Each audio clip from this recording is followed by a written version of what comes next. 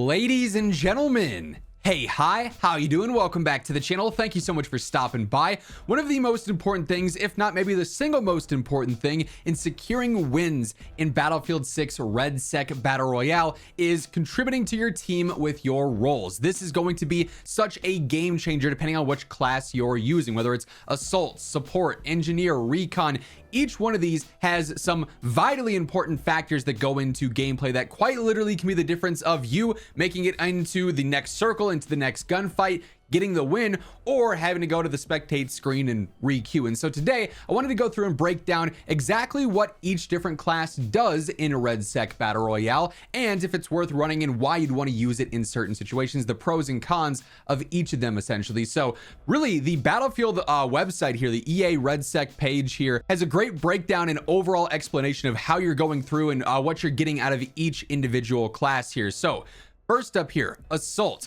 Curiously enough, this one stands out for one main reason to me in gameplay that, it's a big complaint of players. If they happen to go through and they do adjust things, I think Assault might end up losing some of its value here depending on your playstyle. Really, there's no wrong answer between Assault, Engineer, Recon, and Support here. A lot of it's going to be your preference. What do you enjoy, contributing to the team? What do you enjoy running with or you find the most value in? But I do think some are stronger than others. With Assault here, though, first up, your gadget, the Assault ladder. You can obviously deploy this, climb to certain areas, get to certain routes a little bit easier. This absolutely has a ton of uses in Battle Royale.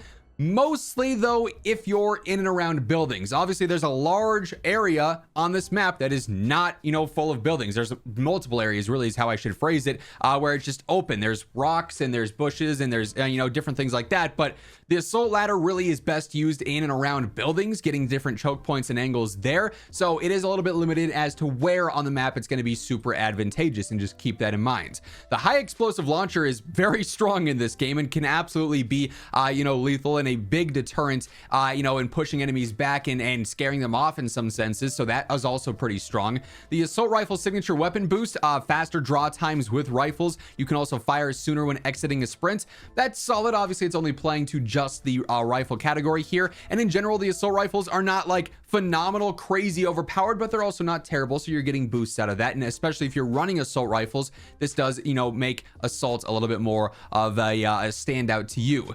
This is a big one. Your signature traits and your passive abilities are what I think really make each class, with the exception of a few. There's a standout, gadget here or there, but the traits and the abilities are really how you're going to be choosing this and why you'd want to mainly choose a lot of these roles. So on Assault, mission focused, nearby squad mates get faster progress with objectives, including arming and disarming MCOM explosives. In Battle Royale, respawn towers capture quicker. That's huge. Unfortunately, it is only an advantage that ends up giving you a boost if you're already at a disadvantage and one of your squad mates is taken out. But that's really important. That's a solid niche upgrade. This is the big one though. Your first passive ability, armor plates, 33% faster.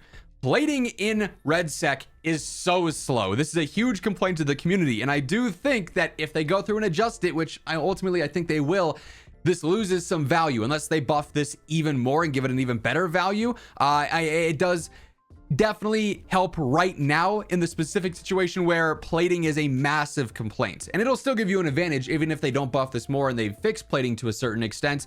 But if it's just at a decent speed without it, then you don't have as much of a reason to use this as a benefit. But that's a huge bonus. Then Grenadier, you can carry more high launcher explosive ammo. You can also get explosions that generate 5 fused sub munitions. And then class gadget resupply rate increases by 10%, which with each improvement effects reset upon death. Really the main standout though in Assault is armor plating, and then it comes down to, do you like those gadgets and do you find use in those? Ultimately, I do think of the 4, Assault is probably the weakest role, but it certainly has its use cases. Next up, we've got Engineer, which is definitely a very important one for a multitude of reasons with how vehicle play is built into REDSEC at its core here. And keep in mind, as we're going through all the roles here, what you want to look out for and what is really valuable. If you guys enjoy the video, if you find this information valuable, A like rating is always seriously appreciated. It does really help grow the channel. And if you're new to the channel, maybe you have not subscribed yet, each and every day I got you covered with all things going on in Battlefield, and we are climbing ever so close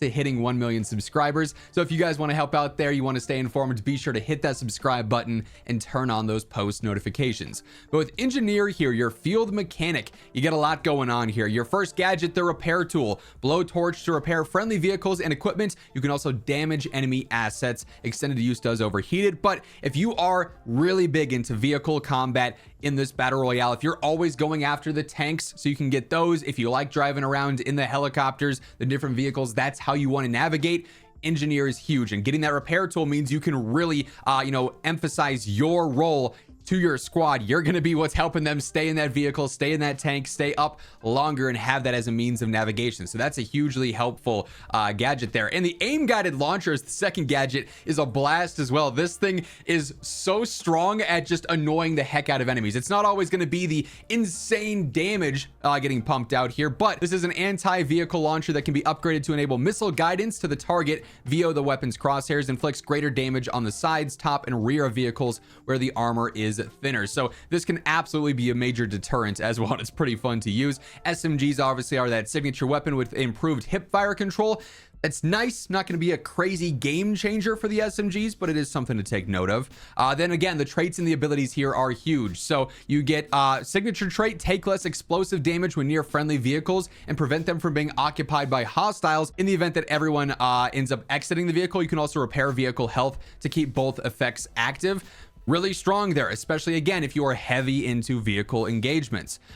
Enhanced targeting launcher is now aim guided via the magnified optic with passive level 1. Passive level 2, damaging enemy vehicles reduces their repair effectiveness for a short amount of time, especially late game if someone on the other team is trying to spam repair on their tank, for instance. That's a huge W to have there. Aim guided launcher hits temporarily immobilized vehicles, again very strong. Then class gadget resupply rate increased by 10% with each improvement with passive 4. Really strong, especially if you're focused on vehicle gameplay and that's your thing, or if you constantly find yourself running into tanks. Every squad, if they have an engineer, you basically have that safety net, which is huge and makes this a very valuable role. Then we've got support. This is my main class of choice. I'm pretty much always spamming this each and every game because I feel like there's so many situations where support is always helpful, whereas some of these others are a bit more niche. Like with engineer, it has to be based around vehicles. With assault, it has to be based around armor. This helps out everybody at all times, right? So your first gadget, the supply bag. You can drop this. It resupplies enemy infantry with ammo. Hugely helpful. It also regenerates health more effectively, even when under fire. That is a W from start to finish. If you're first just looting out, you need some ammo, you got that. If it's endgame, you can't go loot a body, you're done opening crates. Hugely helpful. The supply bag is a massive W and a way more valuable gadget, I think, than some other options on the list. You also have the smoke grenade launcher. Again, huge because smokes, that concealment, you can rotate through smokes. You can rotate to revive somebody in a smoke. And there's actually upgrades that help out with that as well on this class on support. So smoke is just an answer for everything. It's a huge safety net to have as well, and something I'm constantly spamming because it's so strong. The signature weapons are the LMGs, and I'm not a huge LMG player myself, unfortunately, but you do get a faster ADS and no sprint speed penalty when carrying LMGs, which makes this class very valuable if you do like LMGs as your weapon of choice. Then the traits and abilities here I love as well. First up, distribute health packs to teammates when they directly interact with you with the signature trait, W. Supply line, armor carrying capacity increased. You're going to want to have as much armor as possible at all times, either to use on yourself or to drop to teammates. This is going to give you the ability to do so. Urgent aid, down soldiers. You can drag down soldiers faster and revive them quicker. Self-explanatory, the faster you can revive, the better in every single situation. You also get passive level 3. Smoke launcher speeds up revival for all classes, provides health regen after several seconds, and slows down to bleed out.